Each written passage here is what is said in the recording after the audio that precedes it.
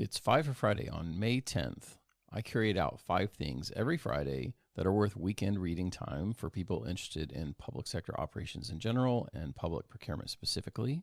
And from time to time, I record an audio companion, which is what you are listening to now. So first, GovTech has released their top 25 doers, dreamers, and drivers for 2024, which highlights and honors IT leaders in public sector around the country. It's always a big deal. As people I know like Katrina Flory from Ohio and Doug Murdoch from Hawaii and many others that deserve your attention, and has profiles of all the winners.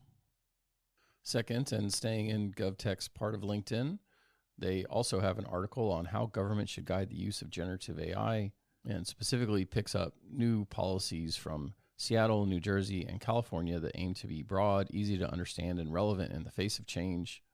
In the speech I've been giving on AI and how organizations can adopt it, the topic about establishing an acceptable use policy is pretty much a cornerstone for making your employees feel like they can experiment and learn and build skills in this area. So if you don't have one yet, you should.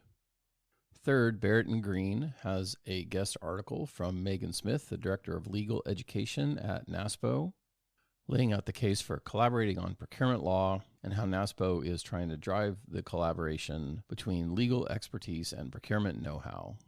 Fourth, the Procurement Excellence Network, which is associated with Harvard, had a recent webinar looking at insights and strategies on procuring and implementing e-procurement technologies through the planning, sourcing, and implementation phases, and had a panel that included leaders from Syracuse, LA County, and the state of Utah discussing the topic.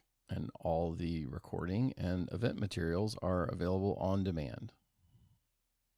And finally, this was Public Sector Recognition Week, highlighting the dedicated public servants across federal, state, county, and local, and their commitment and hard work to the well-being of our nation. GSA had a couple of different promotion posts on it, and we chimed in as well. And as I said in our post, it is always Public Sector Recognition Week at Civic Initiatives. In the bonus material category, we welcomed 2 new team members to Civic this week, Renee Schumacher and Bill Nolan. Renee has over 20 years of experience in public sector procurement, having previously served as procurement manager for City of Kansas City and the director of procurement for St. Louis County in Missouri.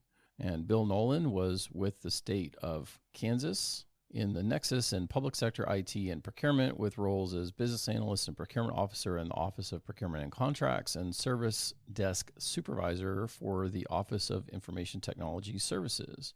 We are glad to have them, and they are directly on to client work from the first day. Next week, I will be in South Carolina for a meeting of NASGov, which is the state chief administrators. Looking forward to it and catching up with both the chief administrator teams and a lot of the high-level vendor partners for a great gathering. So if you are attending, let's connect. And with that, have a happy Friday. Hi, it's Dustin Lanier. Thanks for listening.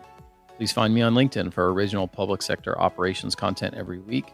And please reach out to me if I and my team of procurement professionals at Civic Initiatives can help you be a public procurement change agent.